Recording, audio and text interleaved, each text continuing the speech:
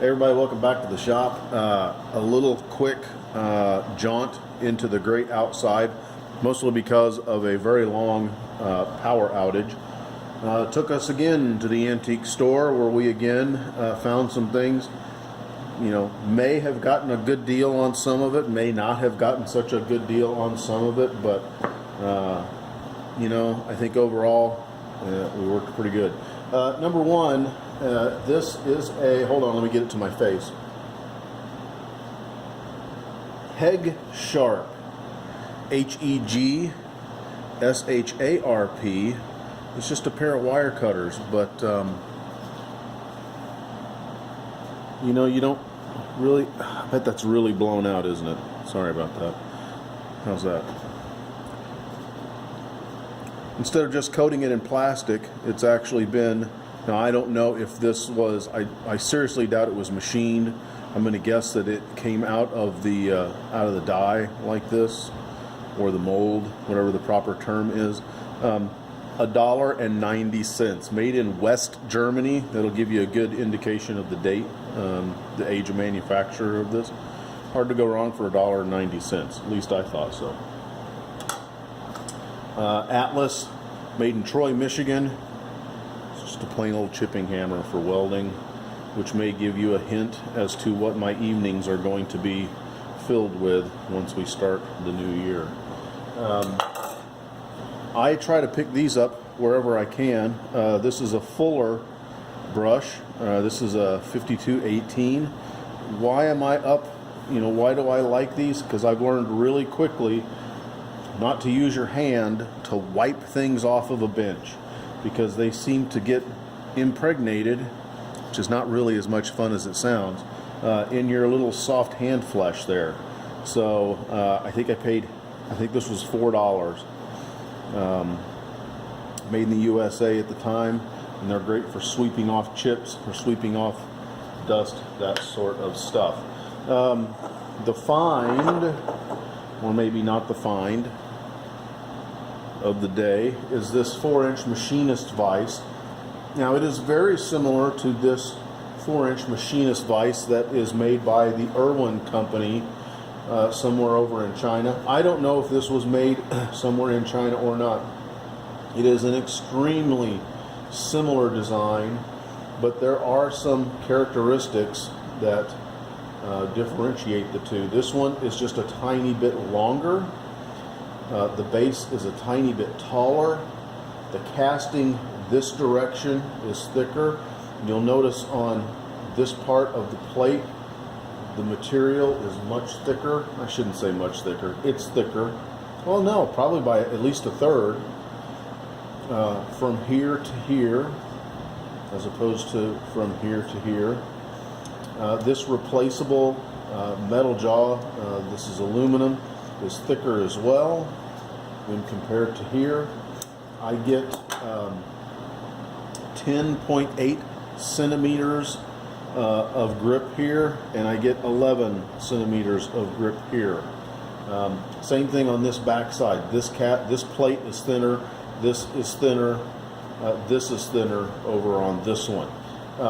Now the thing that it's got the same kind of Acme screw on it, and the thing that I think you will notice is that there's a tiny bit of wiggle room on this. This one, good Lord, super wiggly. So there's a tolerance difference between these two units. Now, oddly enough, I paid the same price for both of these. I paid $19.99 for this. I paid a penny more and paid 20 bucks for this one.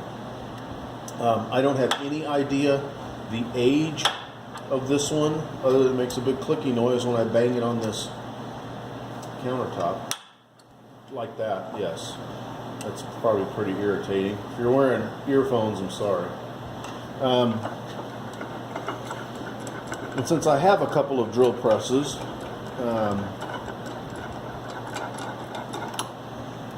it's nice to always have a couple of these around. If I had my druthers, which one would I buy? I'd rather buy this one all day long, because I think this is a better made unit. At least it appears to be so. The only clue I have as to the manufacturer of this is a model 90402. I did a quick search of the interwebs and came up with jack nothing. So 20, 22, 24, less than 30 bucks for these. And again, this was kind of forced retail therapy as we're out of the house for a period of time, just because the power was out. I am still we're still trying to solve the mystery of our drill press, because I've been able to actually get this part of it off. I was hoping when I hammered it off the whole thing would come out, but it didn't. So we're going to try to get in here and see if I can get this quill out, and then we can figure out where to go from there. Right now it's just not a lot of fun. So anyways, that's what's going on. Looks like winter is here. 20s are for the lows, teens for the lows, 30s, that kind of stuff.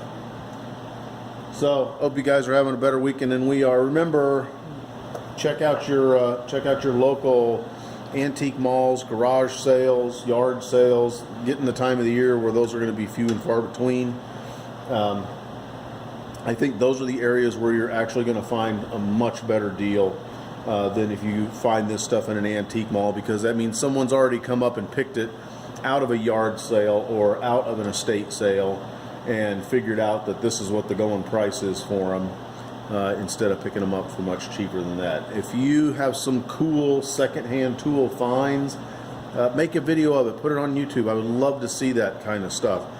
Partially because I just like seeing old stuff. The other part of it is it certainly would help us out here to see what kind of prices and what values things are in your area, as well as to you in particular, because there are people who wouldn't give a $20 bill for that ever, and then there are people who would be salivating because you got a $20 machinist clamp.